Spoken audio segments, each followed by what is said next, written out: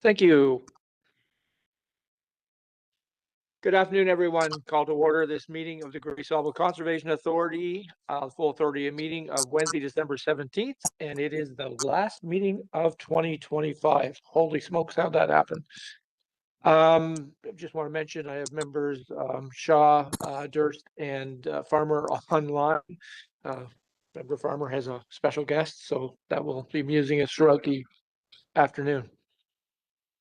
Just call the meeting to order, and I will just first read the land acknowledgement.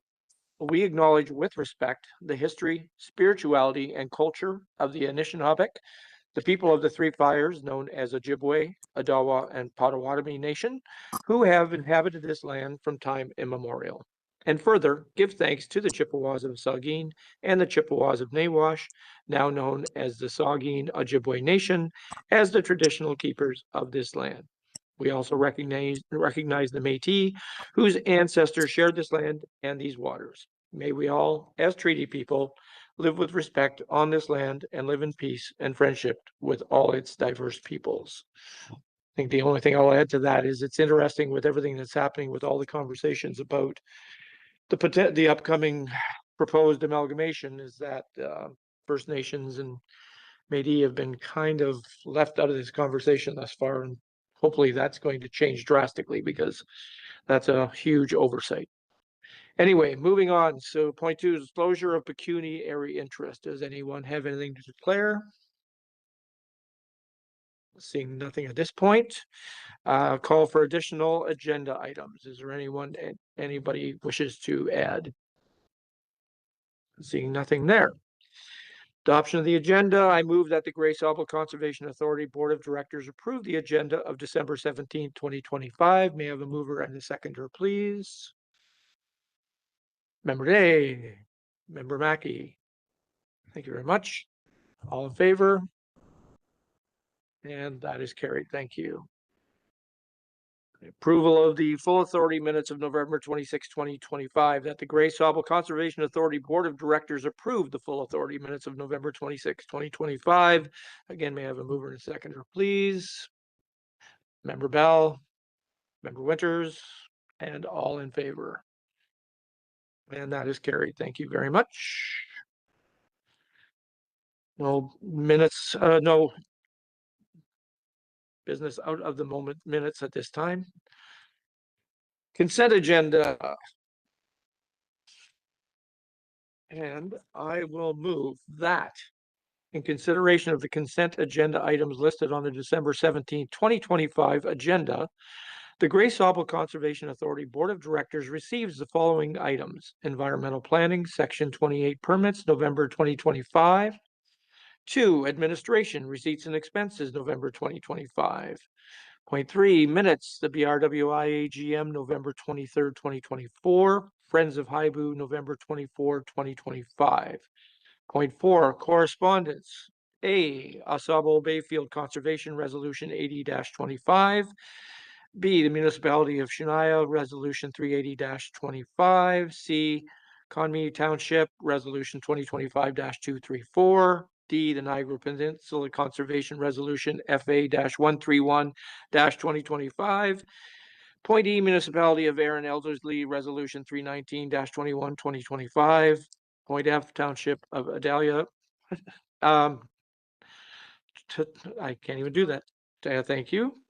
Toronto Resolution G, the Nottawasaga Valley Conservation Authority Resolution 83-25 and 5 recent media articles. You're going to hear a lot from me today if you looked at the agenda, and I apologize in advance. May I have a mover and a seconder on that, please? Member Gregg and Member Day. I actually didn't ask if anybody wanted to pull anything from that, and I'm hoping not because I've read the resolution and I don't want to do it again. And if that's the case, all in favor? And that is carried. Thank you very much. And today we have a delegation from the Gray Sauble Conservation Foundation.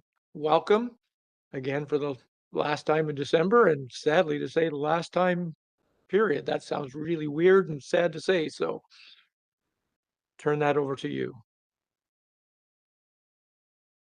We were waiting to hear all your stuff there.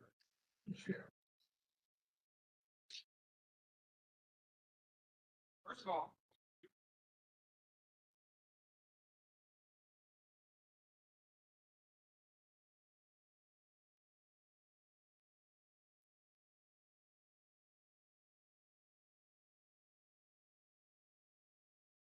Oh, it's on now. Thank you. Usually as a principal, I never needed the microphone, just have my voice. Anyway, on behalf of the Gray Sauble Foundation members, I thank you for the opportunity to address the authority.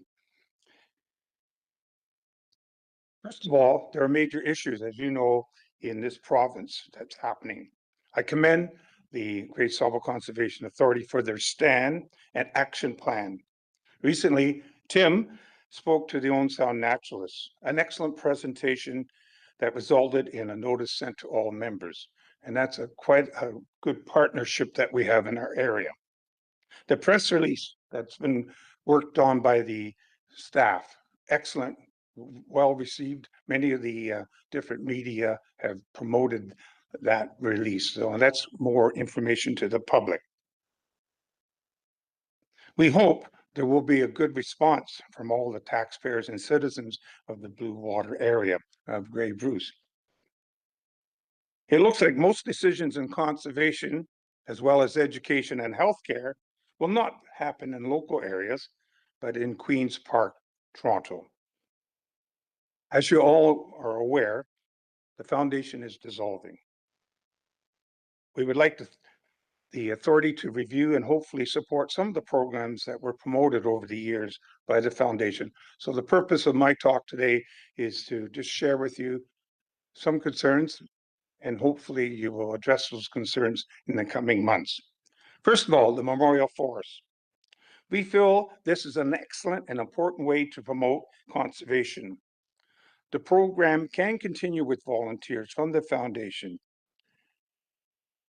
The major issue is the collecting of orders from the public and the money for the trees, which has always been done by the Great Sauble staff, and therefore would not increase any staff workload. We feel the existing memorial forests are of special significance to the people in our region, as they are equivalent to cemeteries as places to honor the memories of their loved ones. We view the program as an excellent public relations, a very low cost of growing forests, and an effective tool in creating public awareness of the Conservation Authority. Another program that we want you to consider, the Conservation Awards. The success of these awards is indicated in the quality of the award winners that have been selected.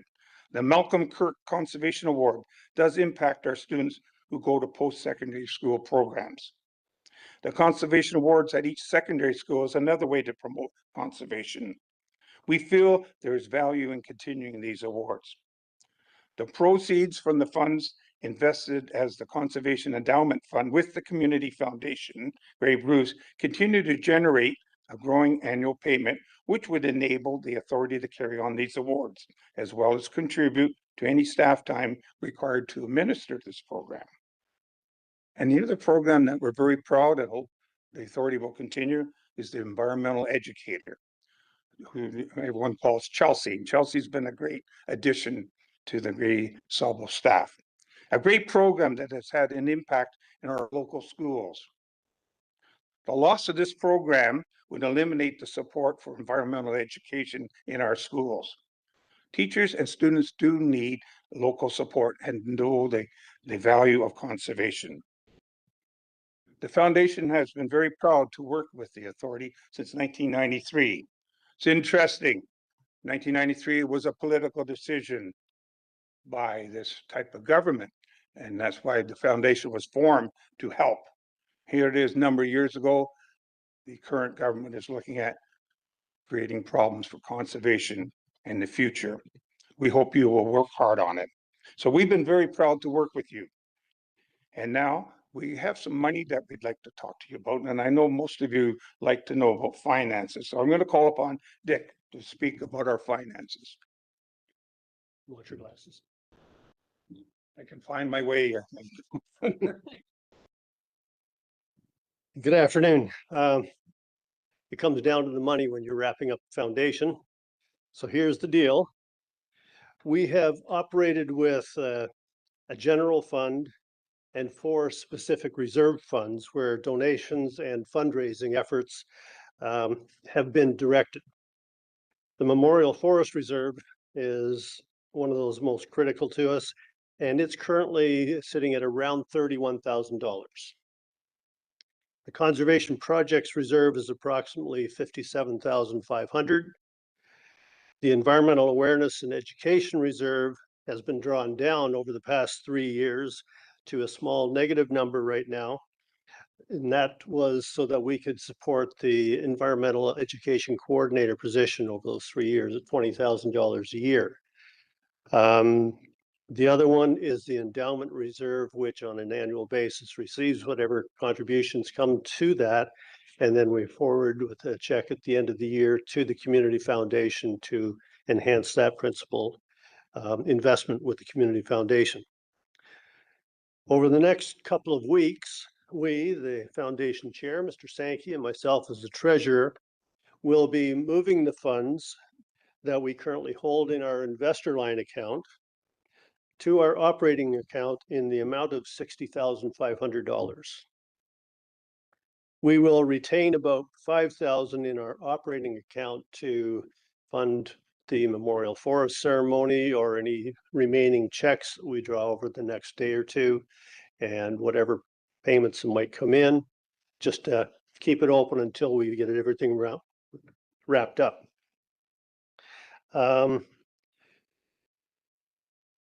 We will be transferring about $75,000 to the authority as a result of that. The end of the year, early January. We will transfer the proceeds from a maturing GIC in April of next year, $15,000 GIC with some interest. And there's a final GIC for $20,000 that will mature in December of next year, with approximately $1,000 of interest accumulated for that one as well. So we will basically be dormant other than processing a few of those financial transactions and looking after those little details through to the end of next year. It's our wish that the Memorial Forest Reserve of 31,000 be utilized as a reserve to continue to maintain those 3 existing memorial forests. For instance, the signage where all the names are posted of those who've had trees bought for them, as well as property maintenance, accesses, and potentially use to offset any staff expense that's required to maintain the properties. And we would certainly hope that the authority sees sufficient value in that program to continue it, or at least to explore whether there might be other partners that would enable that program to continue. And I know there's somebody sitting back here behind me that's open to having some conversations about that idea. So we'd hope you'd leave that as a possibility for moving forward. It's meant a lot to us. I've had some feedback from a longtime supporter of the program, the people that he's bought trees from and their family and friends, and they really treasure that approach to remembering loved ones and gathering to celebrate those events year by year. And the reaction from those people in terms of their awareness of the Conservation Authority and its properties and this program has been really positive. So we hope it's continued. The Conservation Projects Reserve of $57,500 we could leave to the discernment of the Great Sauble Conservation Authority Board to exercise as to what projects you might wish to allocate those funds to. An alternative would be to perhaps utilize it as a reserve for when you're submitting grant applications for projects or programs, because typically granting organizations want to see skin in the game, and this would allow you to commit some skin to the game that you're applying for. So those are a couple of the ideas that we would put forward to you for your discussion, discernment, decision-making process. But so roughly $75,000 in January, and then the remainder coming through about $30,000 over the months of 2026. Thank you very much. I guess between Don and I, if you have any questions, Don and I would be willing to answer. Well, thank you, Don and Dick, for the presentation, and thank all of the board for all the amazing work that you've obviously done. On behalf of the board of directors, I wanted to offer our thanks. I don't know whether the board was prescient in making the decision to do it this year, when obviously things are changing drastically, and the impact is going to be, would have been interesting to move forward anyway from here.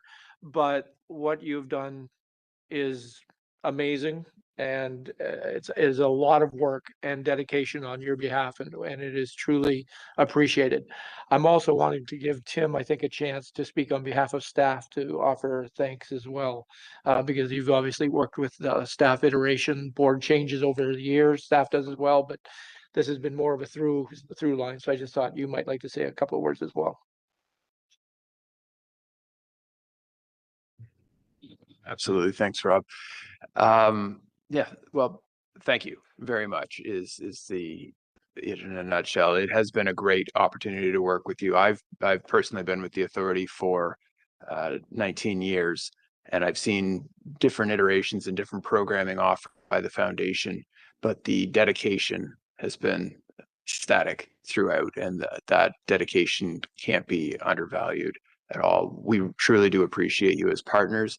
We are sad to see you leave, but fully understand the rationale and where you're coming from, and really supportive that you're coming at this time with ideas as well, and still with support, strong support for the authority. So thank you so much for that on behalf of myself and the whole team here at GSCA.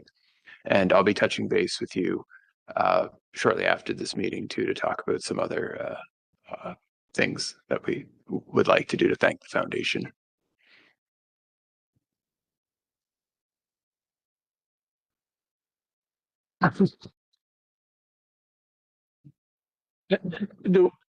Before everybody, and actually, I just wanted to give anybody in the board an opportunity if you had any questions or comments that you wanted to express at this point. Member Dave?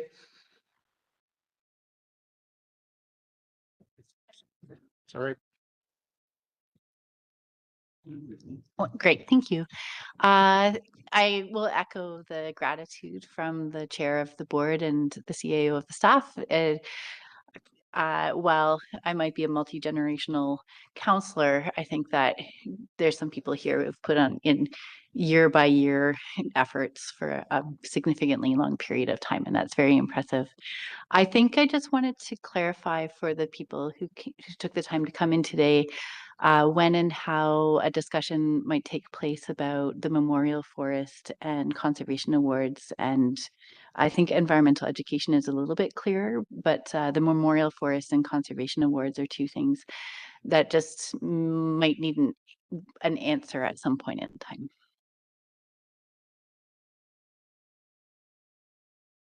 Go ahead. Thank you. Through you, Mr. Chair. I would recommend that staff bring a report forward to the board in the new year to discuss the different options, and the board can make a decision on how they'd like to proceed. I think you do need anything else from us to make that happen, or that will just follow in due course. Thank you.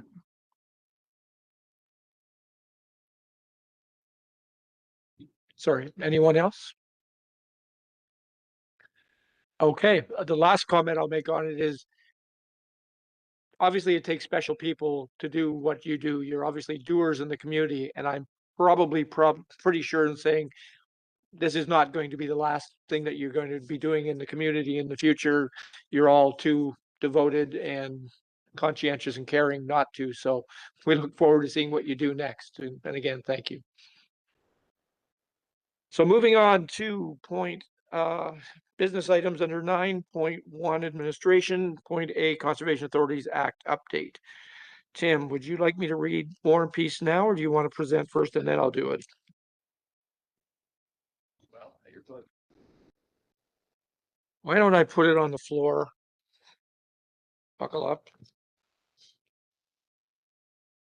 So I move whereas the province of Ontario has posted environmental registry notice number 025-1257, bracket proposed boundaries for the regional consolidation of Ontario's conservation authorities, close bracket, proposing to reduce Ontario's 36 conservation authorities to 7 regional entities as part of a broader restructuring. And whereas Bill 68, Schedule 3, has effectively created the Ontario Provincial Conservation Agency, whose objects include overseeing conservation authorities and the transition to a regional watershed-based framework for conservation authorities in Ontario, with municipal cost contribution yet to be defined.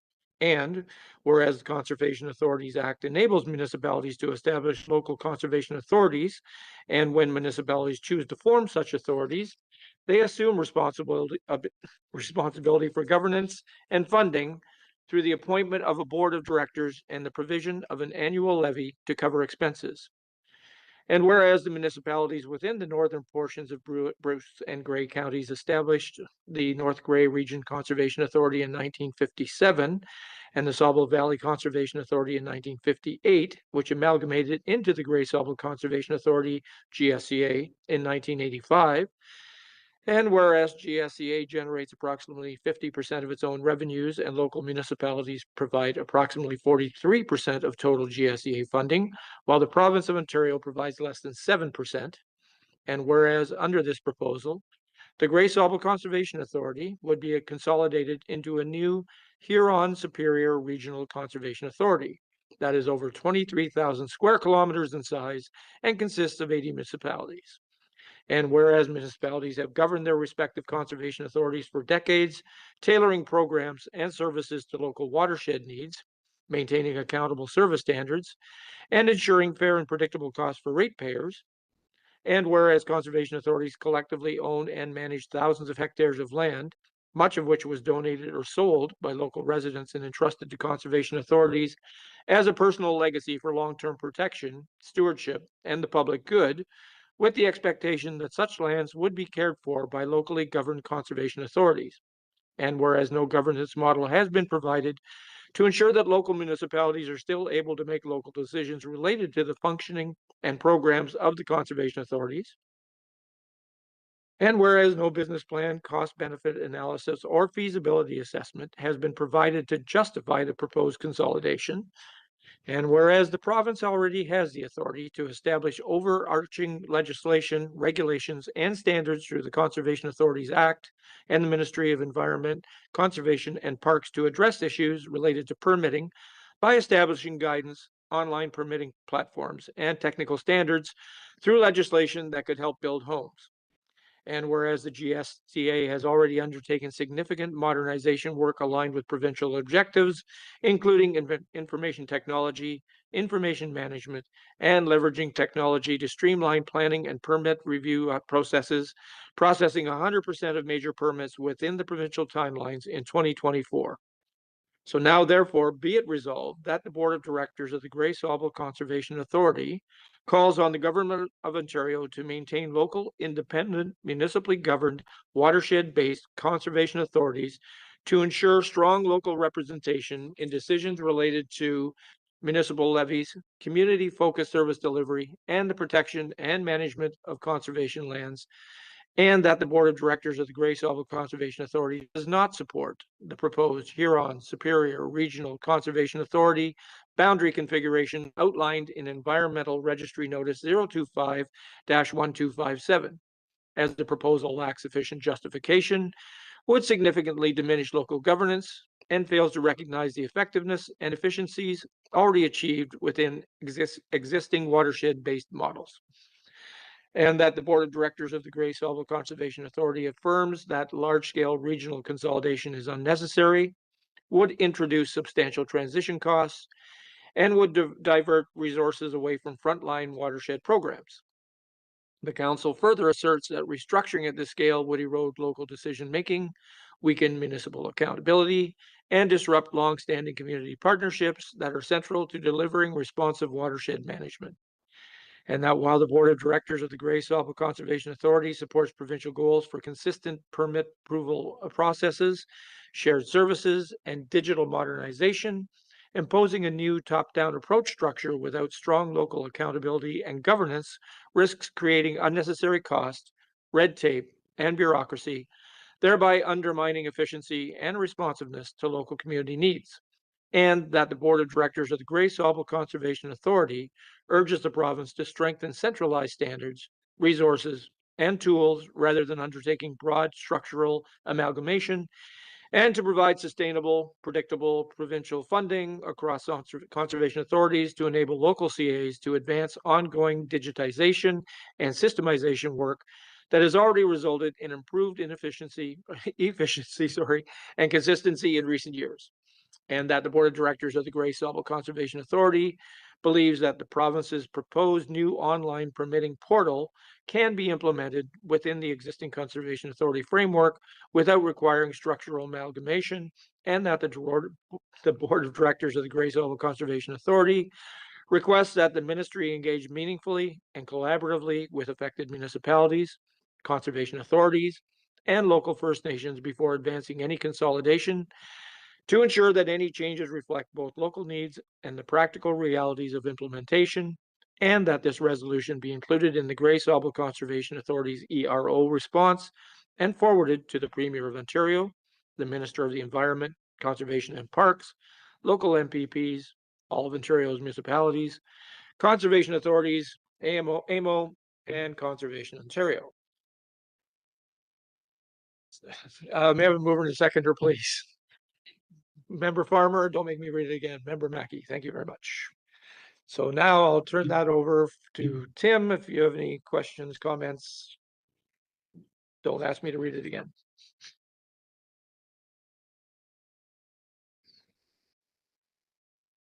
Thank you. Thank you, Mr. Chair.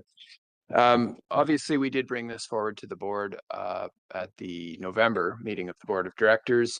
And since that time, we've been attending meetings at your local councils for which we've received resounding support.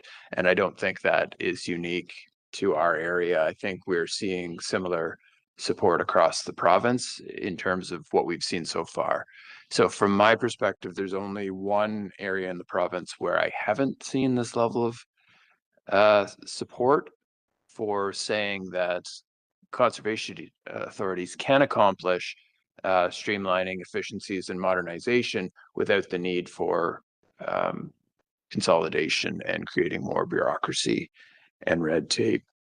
So in terms of the work that we've been doing here, we have, following the last board meeting and the direction from the board at that time, we've taken extensive efforts to get the word about this out, including interviews with radio, print, and television media sources, appearing on CFOS Open Line, here and on Sound, our own media release that GSCA put out, social media posts, meeting with all the councils, as well as attending Grey County Council and speaking with the CAO at Bruce County and staff over at Bruce County, meeting with MPP Vickers, meeting with partner groups, and attending an engagement session that MECP put on in Collingwood on December 8th. Sorry about the long motion. Just trying to cover all the bases here. We have provided in today's package not only that motion for the board to consider, but also proposed ERO submission. Now, I know the direction from the board at the last meeting was to move ahead in advance of waiting for this meeting, but after talking with partners, talking with other conservation authorities, talking with everybody really we feel that the comments carry more weight if they come in combination with a motion from the board, a resolution from the board that says this is the stance of the board of the directors versus this is the stance of staff. So the summary, though, of that comments on the ERO is that we do not support the consolidation into a Huron Superior Regional Conservation Authority, nor, when I look at it, any other consolidation or amalgamation. So the inevitable question that first comes up is, if consolidation into the Huron Regional or Huron Superior Regional Conservation Authority is too big, what amalgamation does make sense? And it always comes back for me to the same point of what problem are we trying to solve? So if we can't identify what that problem is and what the feasibility of amalgamating is, it really doesn't matter, I don't think, whether we're talking about amalgamating two conservation authorities together to solve a problem that hasn't been defined, or whether we are looking at consolidating 7 or 8 conservation authorities together. The challenges remain the same, and the rationale for doing it or not doing it remain generally the same. What we can support, as I've mentioned, and we've put forward in our ERO comments, is that some of the concerns that we're hearing from the province is one of the drivers for this proposal. Well, one of them is that too many municipalities share borders with too many different conservation authorities. And I think we're hearing resoundingly from municipalities that you don't see it that way, because we're seeing resolutions of opposition to this proposal from municipalities. And I think one of the biggest challenges there is that especially in rural Ontario, you could lose control of costs, you will lose transparency, you will lose accountability, and you will lose your rural local voice, because there's no way you can have an 80-member board of directors. So even if we look at other models, like say using the upper tiers and everybody, mayors and deputy mayors in Grey County, or just the mayors in Bruce County, sit on a county council and everybody has their say there, and then one person from each of those councils goes up to a regional board, your voice is still heavily diluted in that system. And with no funding model proposed at all, I have serious concerns about what happens when we have very large urban municipalities at the same table as small rural municipalities, and who's paying the bill and who gets to say what happens and how things happen. And then how does that get distilled out into local areas that are local for us, that are not local necessarily for the ones fronting the majority of the bill. So I think when we look at, can we standardize policy across conservation authorities, either at a regional level or at a province level? Yes, I think we can. I don't think that requires consolidation. Can we improve efficiencies? We can. The province has set standards right now and we meet those standards. So if the province wants more stringent standards, they need to put that in legislation and come out and say that, which is not the case right now. Could we have an online digital permitting platform that the province provides? Yes, we can. We would strongly encourage them to build it well so that it functions well, and have alternative options so that people who aren't capable of using digital platforms have other alternatives to that. And can we standardize all the other things that go along with planning and permitting? Yes, we can. I mean, we've already moved to one regulation across the province. I think all of these items can be addressed through either directions from the minister or regulations or full legislative change to the Conservation Authorities Act if that's necessary. But again, I don't think consolidation solves that problem. And I think that what it is going to do is drive up costs because there'll be more layers that need to be paid for and things will inevitably be more expensive. I think some of the nuances of individual conservation authorities that aren't being captured by this proposal are the way that especially over the last 30 years, conservation authorities have become very adept at running on a shoestring budget and making things happen for less money than larger organizations sometimes make things happen.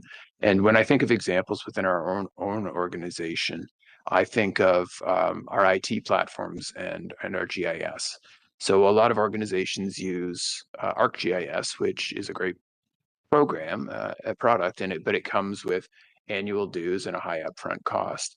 And our IT team has found solutions to that to use other platforms that are much, much less expensive and provide the same results for us. I look at our water management department and the amount of work that John Bidorf in our office has been able to do for very little money to provide the same service that's being provided everywhere else in the province. So I think some of those nuances are missed. I have serious concerns about revenues that we generate ourselves. So right now, as I've noted, we generate 50% of our own revenues. When we look at programs that we have, like our parking program, I have serious concerns about, can we still generate those revenues if we're part of a group of 7? And I doubt that we can. I think that what's going to happen is, if each of these current conservation entities has a fee for parking, you can't add all those up and tell people your $45 parking pass is now a $250 parking pass because it gets you into all of these places. You're not going to sell that anymore. So alternately, you're still selling it at the same price, but now we're not getting that money. Somebody else is, or it's being distributed differently. And most importantly, we take that money right now. And again, I'm just using one example of the many sources of self-generated revenue that we have. But we take that money right now and we invest it back into those properties, and it offsets our levy directly. And I would challenge anybody to look at our operations department budget and look at how much it's changed over the last 6 or 7 years. And what you'll see is that the first year that we started doing really well generating parking revenue, the levy in that department dropped, and it has only gone up not even by the cost of inflation annually after that. And that's because we're able to utilize these self-generated revenues to offset the cost of levy. If that money comes in the door here and gets funneled up to some regional level, we're not going to see that investment come back to our properties in the same way. And so for these reasons, I believe, and it sounds like our municipal councils believe as well, that we should move forward with the ERO posting as drafted, to suggest that we support the province's goals of improving efficiencies, and we offer solutions to how those can be done, but that we do not support the consolidation of conservation authorities into large regional entities. So with that, through you, Mr. Chair, I'm happy to answer any questions from the board. Thank you for that, Tim. Yeah, we all know where this is going, and so please feel free. Member Day. I don't have a question, but I did want to take a moment and acknowledge the costs that have already incurred in terms of staff time to generate these documents and report, and the report, and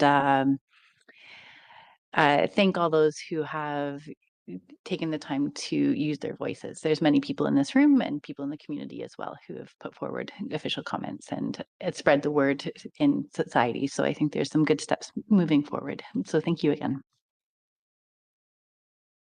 Anyone else? Member Farmer. Thank you. I'm curious to hear whether or not we know what next steps might be following the formal submission of this posting, both by the GSCA and our respective municipalities. Have staff contemplated what comes next, either for advocacy and awareness raising, or in the practical possibilities of how we deal with the ramifications of what seems like a foregone bad decision?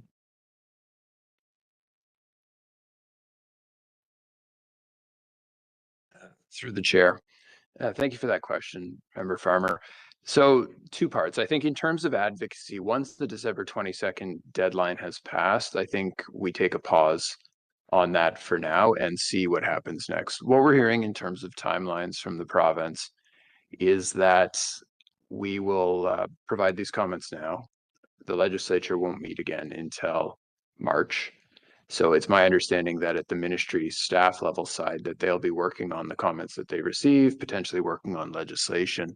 And so we may very well see legislation in early spring or mid-spring of 2026, at which time it's my understanding that that would then be posted to the Environmental Registry of Ontario again. We can only hope, but it is my understanding, so that everybody has an opportunity to comment on that legislation.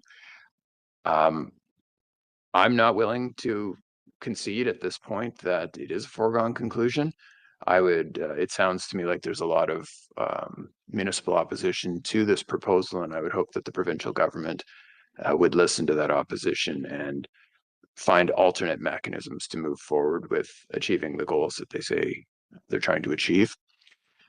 However, if we assume that the proposal as presented does move forward, and then we need to consider next steps, I'm already meeting with other CAOs within our region to talk to them about what we think those next steps should look like, so that we can help guide that process as opposed to being told by the province what that process is going to look like.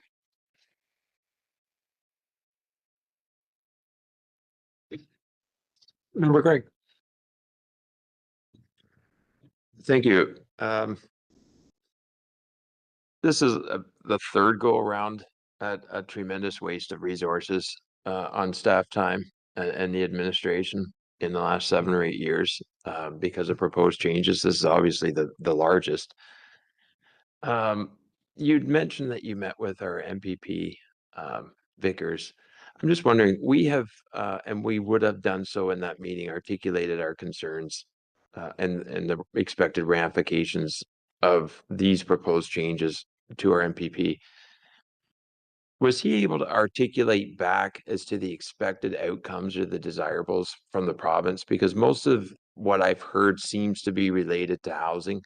And the pushback is generally the conservation authorities are not a contributor to the housing crisis or the problem to be solved here. And I look at our own budget, and I think we're about 14.5% of our total budget is environmental planning, and most of that's actually self-funded. And even though it's not fully funded, I'm fine with that, because I think there's value in all of us funding to or subsidizing to some degree, because what we do as a conservation authority is protecting all of us, not just the new home being built. So I don't have to be convinced that it is completely self-funded. But at the end of the day, if it's housing, our own budget's 14.5%, and it's mostly self-funded. Has it been articulated back exactly what the expected outcomes or the desirables are through our MPP from the province?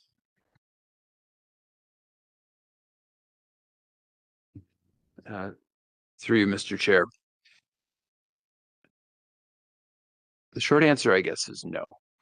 The more nuanced answer is that we've been provided with feedback that conservation authorities have had opportunities to standardize more holistically across the province, and that we've failed to do so. And because of that failure to do so, it's holding up development. I think when I think about that type of response, which is generally the type of response that the province holds, I think there's a couple of items here that need to be considered. One is conservation authorities are local entities set up by local municipalities to meet the needs of our local communities. And because of that, we really shouldn't be all the same. And no two municipalities, there's going to be nuances and differences between your individual municipalities, even within Grey County or within Bruce County, because you're individual municipalities and you're responding to the needs of your local communities. But if we put that aside and say that, okay, we are going to aim for consistency, well, we've been making great strides in that on that front over the last couple of years. Challenge is when legislation changes so rapidly.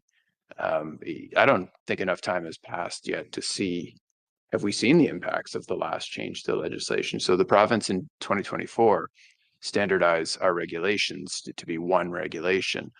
Have we seen what that change entails yet? Like, do we know what the impacts are of that? And I would argue that maybe we don't.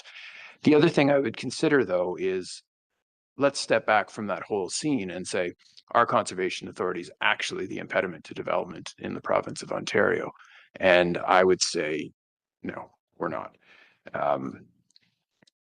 I can point to several subdivisions within our watershed, several subdivisions within almost a stone's throw of where we're sitting today that have had approvals in place for quite some time, and they haven't turned sod.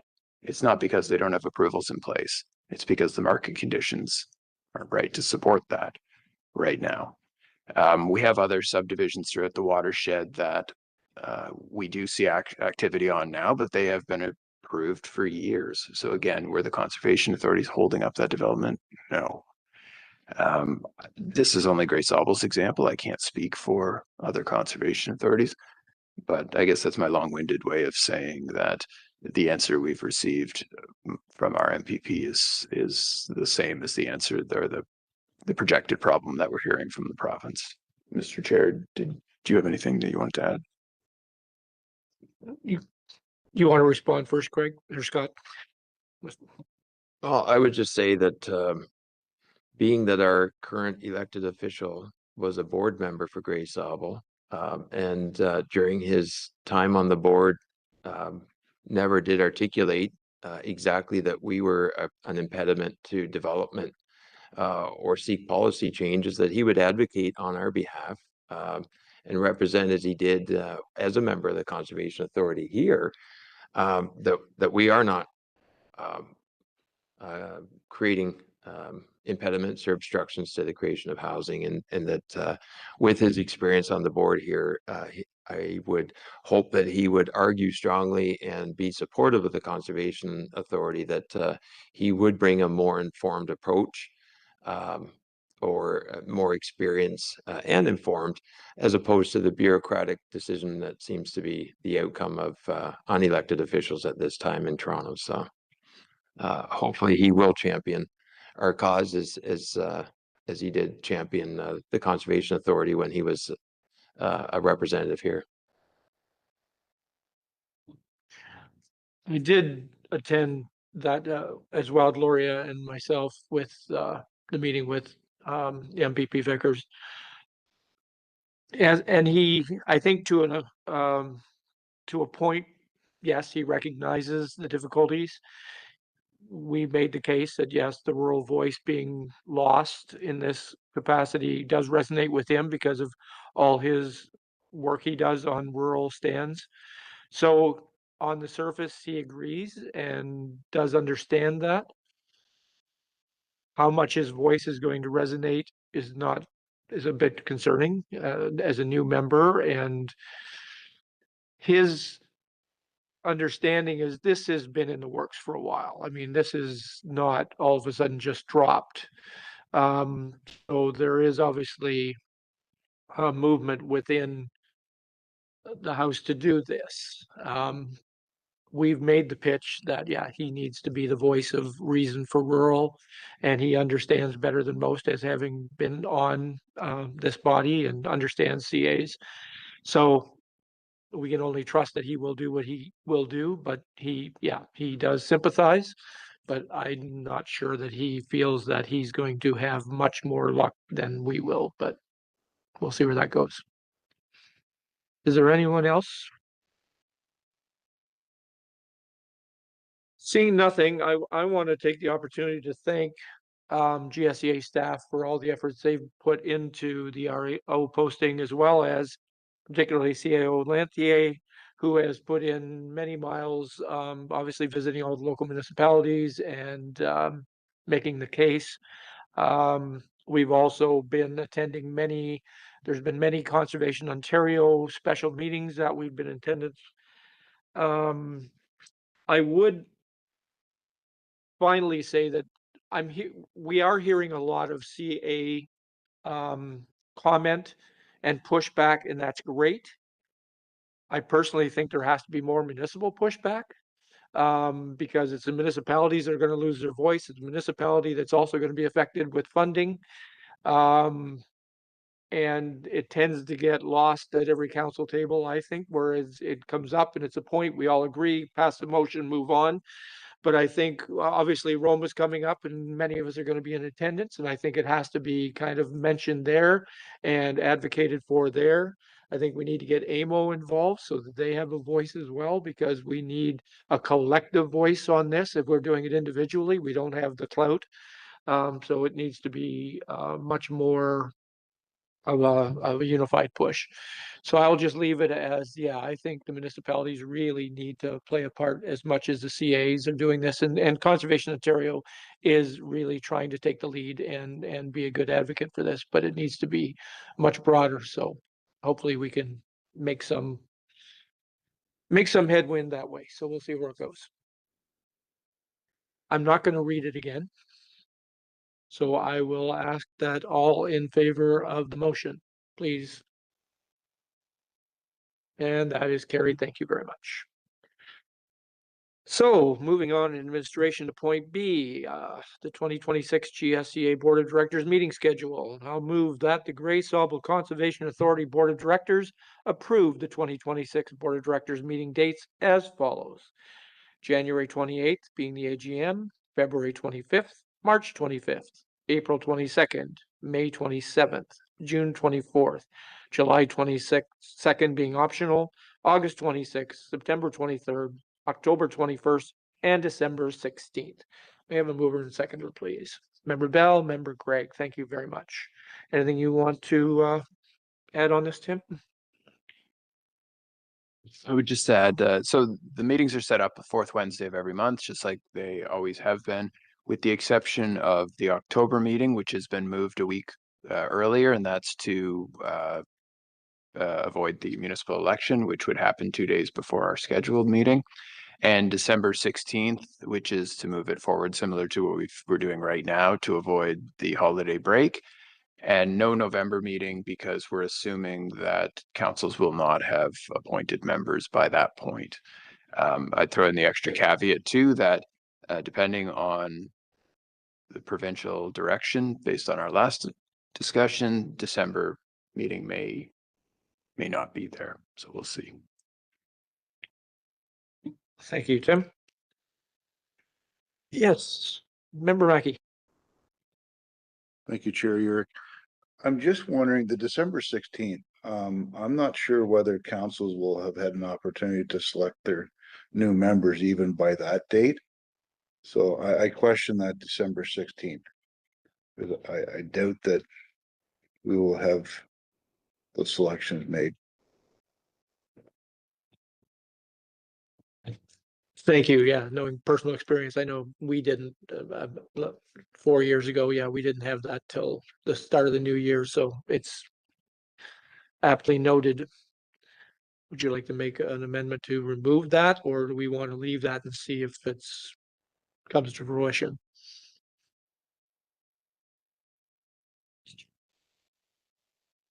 I would suggest we remove the December 16th date. Thank you. We have an amendment to remove December 16th. Is there a seconder?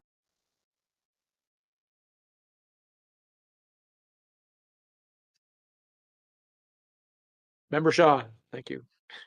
All in favor of the amendment? Oh, sorry. Member Gregg. I'd like to speak against that. I think in the best interest of the Conservation Authority that we would maintain the December meeting. And if we have concerns as municipal reps, we would advocate back at our local municipalities that we evolve our appointment process to respond to the changes in the election dates. Sounds like more of a municipal issue than a Conservation Authority issue. So I think the December date is the better date to keep as a placeholder. And then we advocate at our own tables to with the clerks that we should be able to engage that the committee appointments sooner, and we can always change it after if it's not something that's been done by the municipalities. Member Farmer. Thank you. I would also speak against the motion. I don't think there's any harm in holding that place.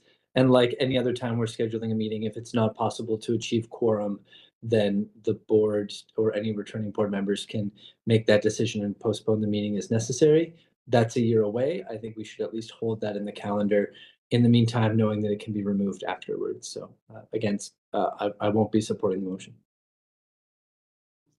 Thank you, John. Member Mackey, you wish to leave the amendment or?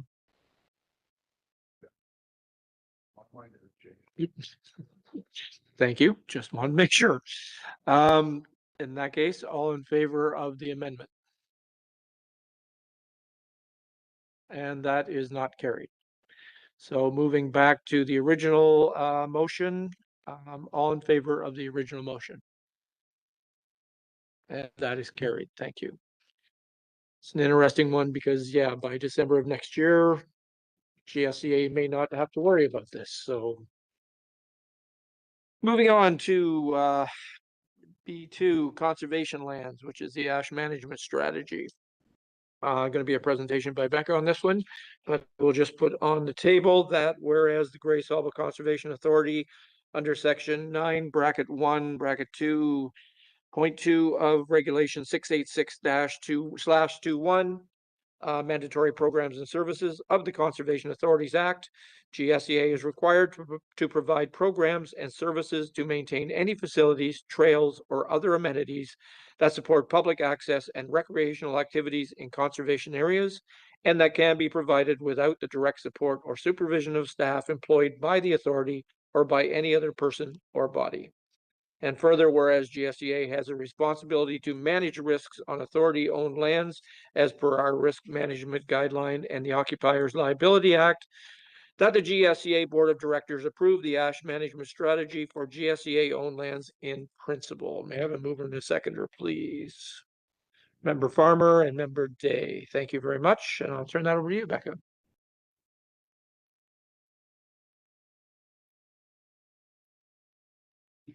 Do you have a question, Member Shaw? Sorry if you had a hand up, I missed it.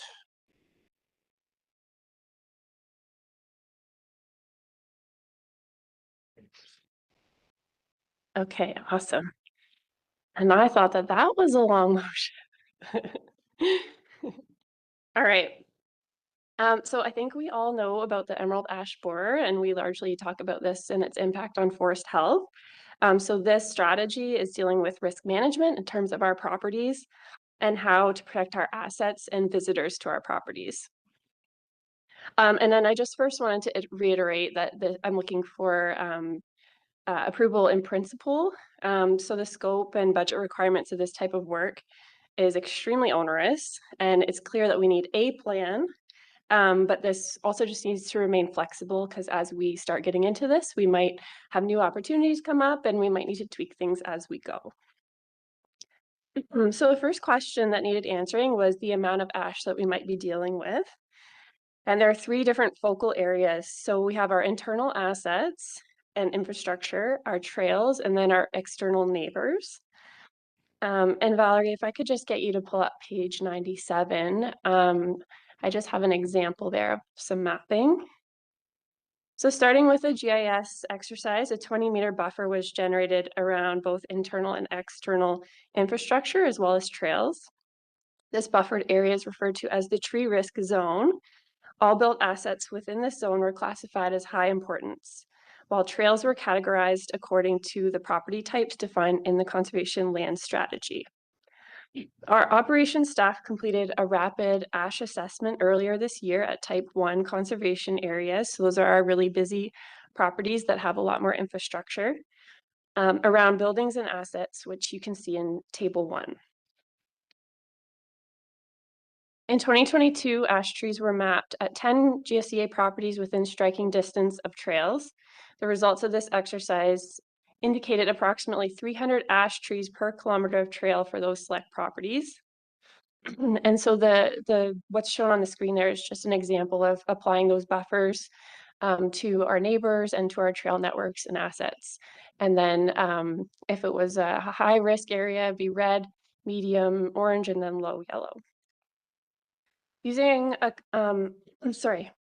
with us having 150 kilometers of trails, that equates to 44,700 ash trees to be removed, which is quite a lot of ash. It's not feasible to hike all of our trails and map ash within striking distance, and applying 300 ash trees per kilometer was not a true representation. So to try and calculate a more realistic number of ash trees along trails, another GIS exercise was completed. So using a combination of our forestry stands, our species composition data from inventories, and the information collected through this trail mapping, a calculation of ash per kilometer could then be applied to different ash dominance stands. So some assumptions needed to be made. So the number of ash for 80 to 100% dominance was estimated, and then trails through plantations were excluded. 100% dominated maple stands, for example, still had ash present based on the mapping. So that was the reason for having 0 ash dominance categorized. and less than 10% is considered understory. So these will be smaller ash trees that are coming up to eventually replace the dominant cover. The trails layer in GIS was then overlaid with this information to determine the estimated number of ash trees per property. So that resulted in approximately 11,737 ash trees on trails. So if we use this min and max, we're looking at between 11,000 and 44,000 ash trees, just along trails. So if we get into the budget implications of this, we believe that the most economical option is a combination of a public harvest tender, which would only be applicable to certain properties, internal staff time, which is challenging given the existing workload and the fact that this would be a full-time job, and hiring an external arborist company. So this would be in cases where there are more technical cuts close to infrastructure or where operation staff capacity doesn't allow for it. The other option that we did look at was hiring 2 arborists internally, and at this time it was not financially viable, but it may be something that we need to explore at a later date.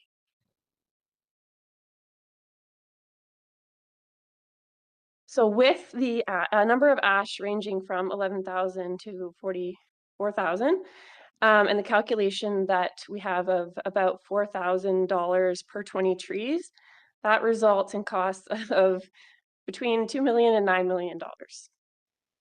And this does not account for assets. So staff will be reviewing funding options on an annual basis as the strategy evolves. And then just for communication, obviously, if we're moving ahead with certain work, we're going to have to look at putting up signs, closing properties, putting notices on our website, and then any tenders that we are able to move forward with will be done following our procurement policy. So at that time, I will ask for any questions. Thank you, Becca. Any questions? Member Day? Thank you for the report. I found the GIS technique really fascinating and enjoyed learning about it. And it also generated a question for me. Remember learning in one of my first Conservation Authority meetings when I complimented Grace Sauble for having some good ATV barriers at Bruce Caves, that was actually Georgian Bluffs that put up those barriers. But to the regular user like myself at the time, when you go into West Rocks Conservation Area, you cannot tell which sections are Georgian Bluffs and which sections are Grey Sauble. And another place where that comes to mind is West Rocks, where for a hiker in that section of forest, they wouldn't necessarily know they're crossing a boundary between Grey County land and Grey Sauble land. So I was wondering if this was an opportunity to share knowledge with the GIS Natural Heritage Planning team at Grey County in case this ash tree management technique using GIS is a useful technique for them. I was also wondering if it was a possible opportunity for partnerships to help municipalities manage their ash trees. If arborists are going in, would it save costs and resources if there was a shared, I don't know the proper way of doing this, but a shared contract, or which is probably the wrong word, but just having them do the trees at the same time on pieces of property that are very close to each other, but owned by different governing bodies.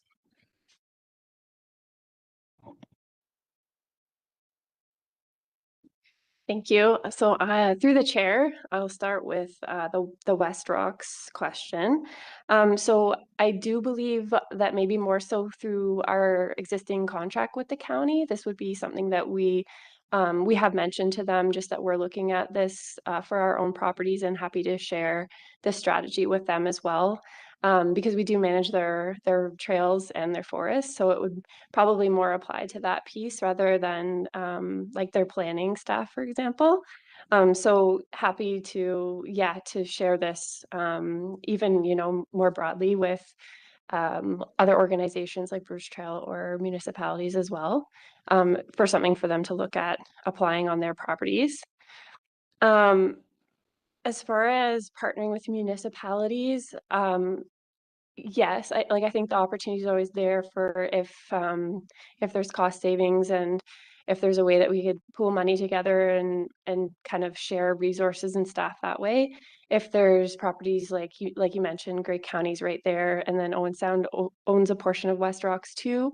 Maybe there's these opportunities, or Lake Harrison Park, for example, where our boundaries are kind of the same there and we can pool resources. I think for sure that makes sense.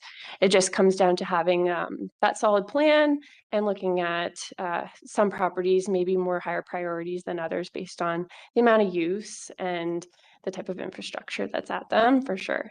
I do think that also applies, with general contracts with municipalities and counties too, like roads, where if you're doing a long stretch, it makes sense to just kind of pool all those together and put out a bid for that person as well. So I think, yeah, this is just sort of the initial phase of trying to assess the problem. Where do we go from here?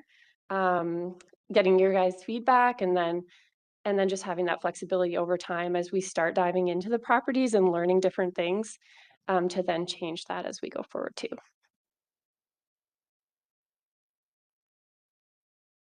Thank you. Any other questions? Member Bell.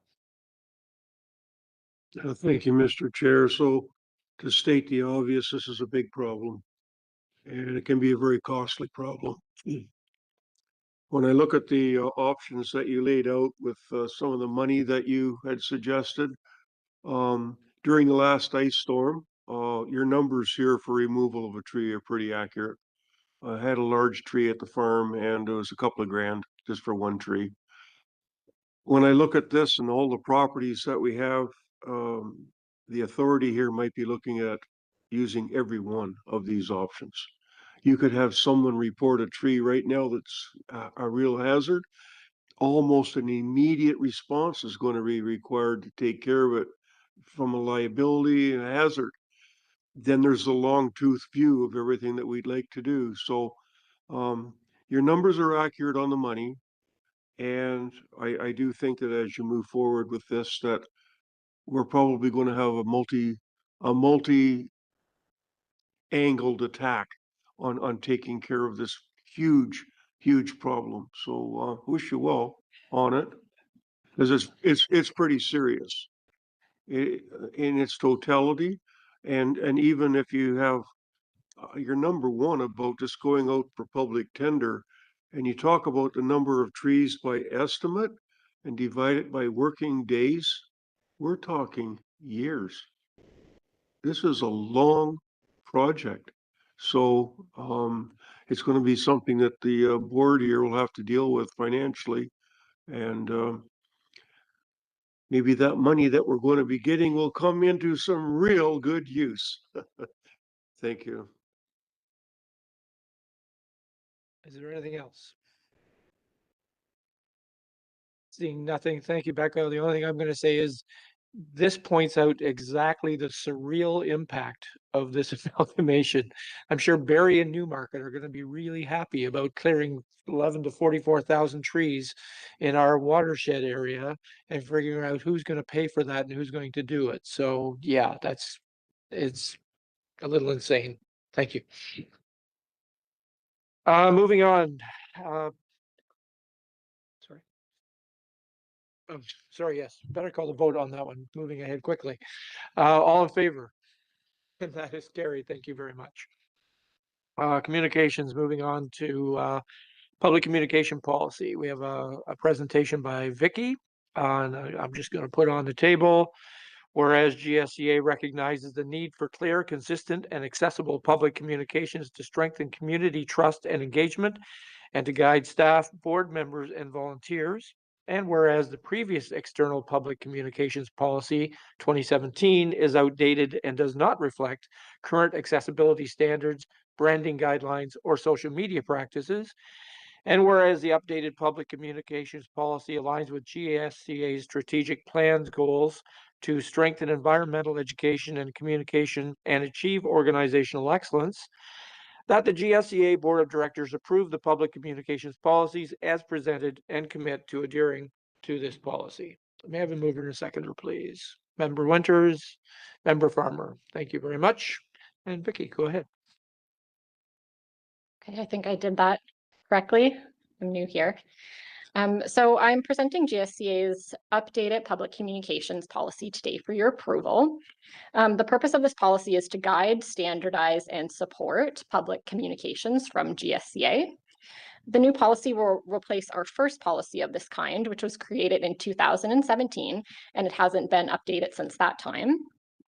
The 2017 policy mainly focused on the alignment of key messages and social media accounts, appropriate content standards, response timelines for public inquiries, which was identified as 3 days, guidelines for handling negative social media comments using the swarm method, and rules for personal use of social media by staff and directors. The key features of the updated policy include design and accessibility standards, branding standards, social media guidelines, media relations protocols, roles and responsibilities, emergency communications, and compliance and monitoring. Implementing this policy supports the strengthen environmental education and communications goal of our strategic plan by ensuring that public-facing content is clear, accurate, and accessible. It also supports achieving organizational excellence by introducing easy-to-understand guidelines and standards for all staff, volunteers, and directors. There are no impacts on the current budget for implementing this policy. However, future costs may arise for staff training and branding tools to support policy commitments moving forward into 2026. And upon approval, this policy will be distributed to all staff, directors, and volunteers, and orientation and training will be scheduled when necessary. And at this time, I'll take any questions regarding the policy. Thank you, Vicki. Are there any questions or comments?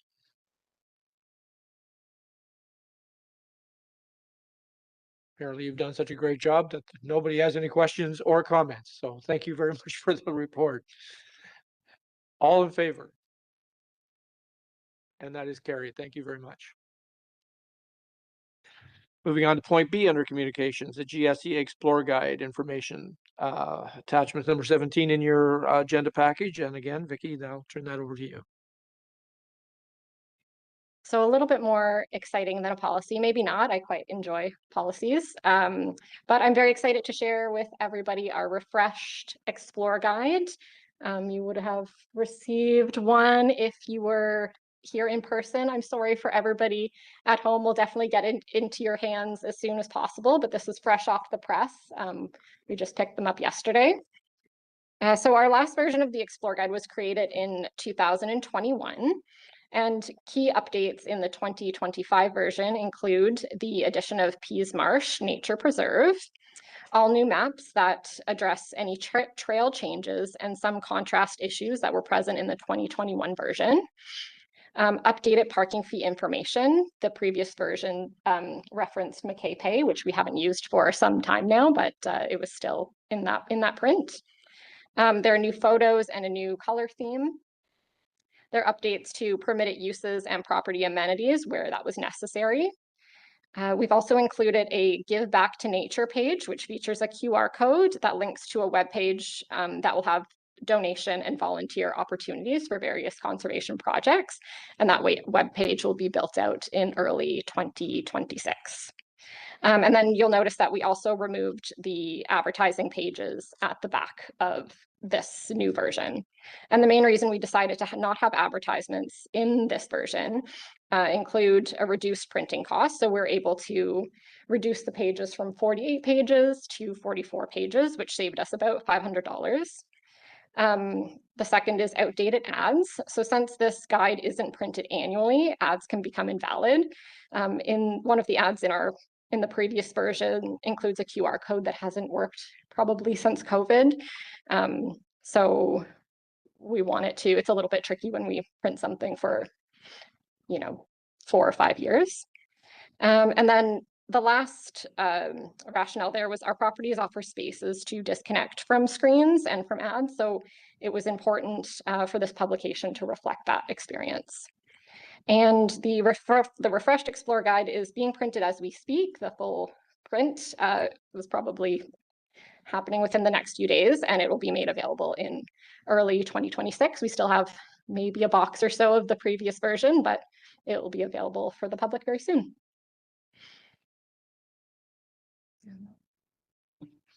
Thank you, Vicky. That's very impressive. It's excellent, very professional, and it's great. Obviously, the board members that are not present have it on their presentation can see it. So I'll throw that open to comments and questions. CEO Lethia. Thank you, Mr. Chair. Just adding to it, to what Vicky's had to say before the board jumps in. I just want to let the board know that this document, which is loved by the public and people who use our properties, it represents quite a large amount of staff input and staff work. And I'd just like to commend all the staff that worked on this for creating an absolutely incredible product that, like I said, the public really enjoys and takes advantage of. Thank you, Tim. Any comments, questions? Member Durst. Yes, thank you. I agree. It's a great document. Very well done. Can I just ask, what is the distribution plan? Like, for instance, I'm sure this will make its way into all of our tourist information centers and such like. Yes, it goes out to various tourism hubs across our watershed and beyond. We have copies at the libraries, a lot of municipalities, and we also provide a copy for everybody who purchases a membership parking pass. They can get a copy of it as well, and we bring it to events. We try to get it, as far reaching as possible, because it's a great resource for people who maybe just know a couple of our properties, and we want people to be exploring more. So we try to get it out as far reaching as possible. Thank you. Anyone else? Not seeing anyone. I was just going to ask, so with no advertisers, so that reduced it by 4 pages, did the advertising we normally got obviously wasn't a large amount of money to offset?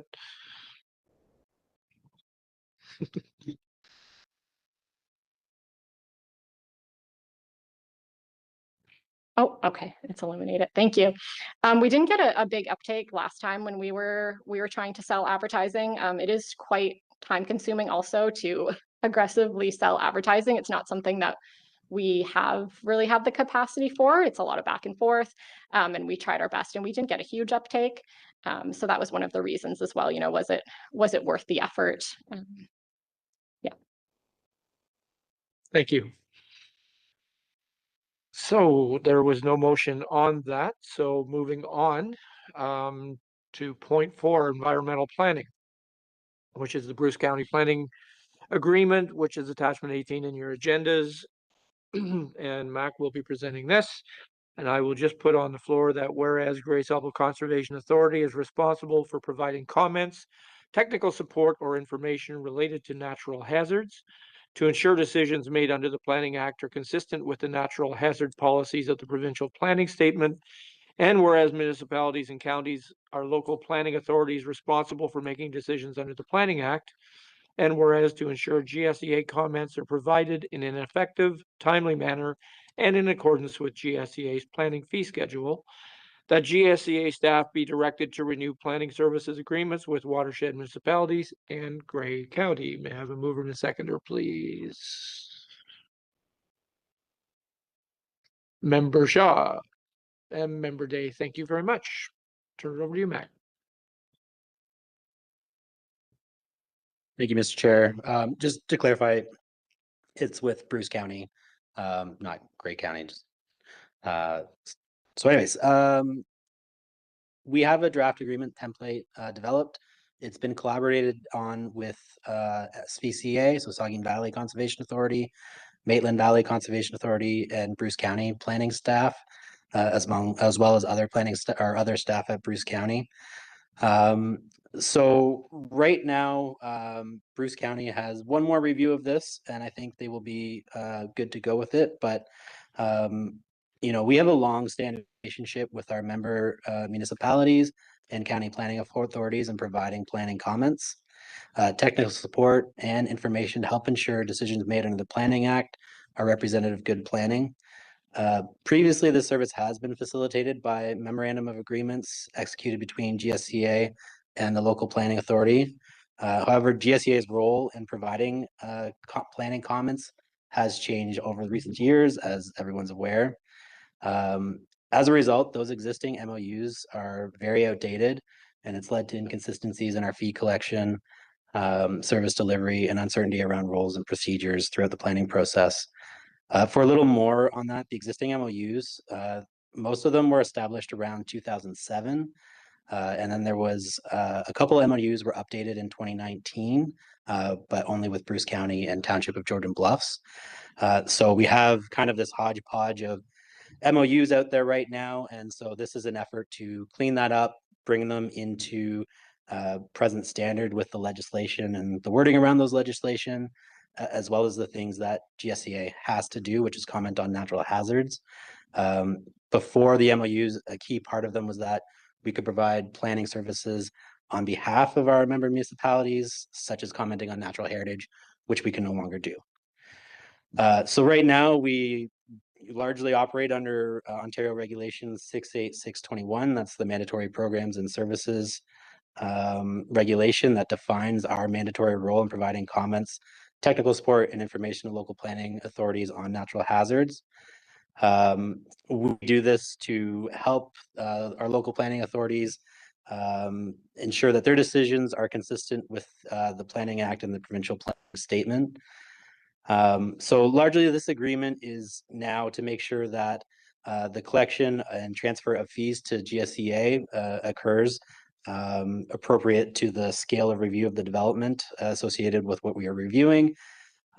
We found that once our role changed and we were really just focusing on natural hazards, that fee collection part was becoming inconsistent with municipalities. It's also important to involve us throughout the planning process as necessary. So from pre-consultation early on is very key, ensuring that applicants have a clear understanding of what our comments are, as well as the municipality, because they will ultimately be making the decisions on those planning applications.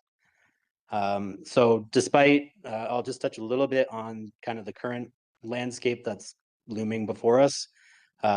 We did talk about that with SPCA, Maitland Valley, and Bruce County. All parties agree that this is still important to have these agreements in place for the time being, and also there's no guarantee that what's going to happen with the province will actually come to fruition. But in any event, if it does, we at least have something for the next year that would be clear. Also, if there is that amalgamation, this template's here, it may be easier to help facilitate new agreements post-amalgamation. So the next steps, like I said, it's with Bruce County at the moment. We've been kind of focusing on them. I'd like to give a shout out to Saugeen Valley because they've really been driving this. So once Bruce County signals that they are good with this, we can execute the agreement. And then Bruce County will take it to their council for execution as well. Once that happens, then we'll start discussing with Grey County municipalities these agreements. And we had earlier discussions with Town of Blue Mountains planning staff. They've already signaled that they're interested, but we need to get back at the table with them. So with that, if there's any questions, I'm here. Thank you, Mac. Any questions or comments? It's a pretty quiet bunch today. So thank you very much. With that, I will call for the vote. All in favor? And that is carried. Thank you.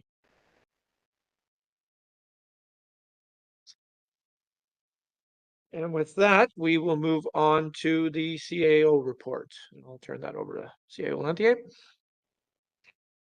Thank you, Mr. Chair. Not a lot to report. It's only been a few weeks since our last meeting. My time in that period has largely been consumed with the proposed provincial changes and meeting with council's media partners and stakeholders. I've also started presenting our 2026 draft budget to municipal councils. So yesterday I was at the Town of the Blue Mountains. I will be at Chatsworth Council in the new year. If you would like me to come to your council to talk to them about GSEA's draft budget, please let your staff know to reach out to me. We've put an open door invitation out to all municipalities, and leave it to the municipalities to invite us. And that would have to be prior to the January 28th day, because that's when the board will consider the budget here. I'd like to take this opportunity to thank the board and our entire staff team for what I consider to be a very successful 2025. I think staff have done a tremendous job this year, keeping in mind some of the major disruptions that we've had. We've moved out of our building and into a temporary space, which in and of itself is no small feat. And staff handled that in stride and still hit most of the targets that we've set for ourselves as a team. And I'd like to thank the board for your support with all the work that we've been doing this year. So thank you very much. Other than that, I'd just like to wish everyone a very happy holiday season with family and friends, and I hope you have a great holiday season. So thank you. Back to you, Mr. Chair. Thank you, Tim. Are there any comments, questions for CAO Lantier?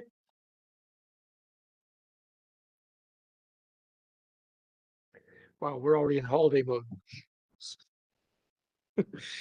So I'll move on to the chair's report, and I'm going to echo Tim's point about there seems to have a lot of our time recently seems to have been focused on a particular subject, which we've obviously discussed to death today.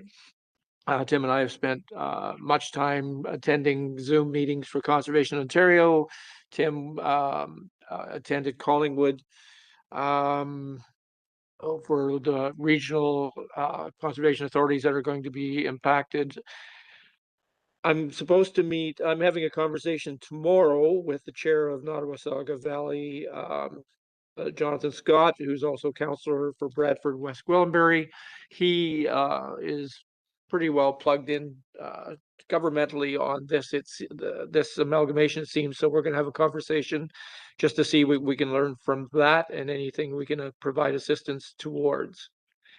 I will also echo, I think 2025 has been a great year, and it's really great to see things like the building coming into fruition. That's going to be an exciting transition next year. I really want to thank staff for the exemplary work they've done for this year, but not just that, but know that you have our support. These are obviously trying times with what's going to kind of come for the future. Nobody is really happy with this. And I know it creates a great deal of uncertainty for yourselves, even though they're declaring that everything's going to be made whole. Still, upper management in that is going to be in flux. So I think we're very fortunate that we have excellent staff and excellent management for Grey Sauble Conservation Authority, and I want to thank them on behalf of the board of directors for everything they do to make our job easier and to make the programs that we have successes. Thank you very much.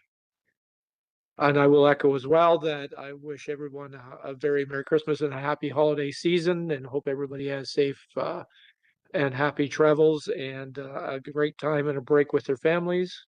And yeah, we'll see everybody in 2026. With that, I'm going to make a resolution to move into closed session. It is actually 10 to 3, so we might want to have just a quick break first before we do that, move into closed session. So it's 10 to 3. Let's adjourn till 3 o'clock, and then we'll move into closed session at that point.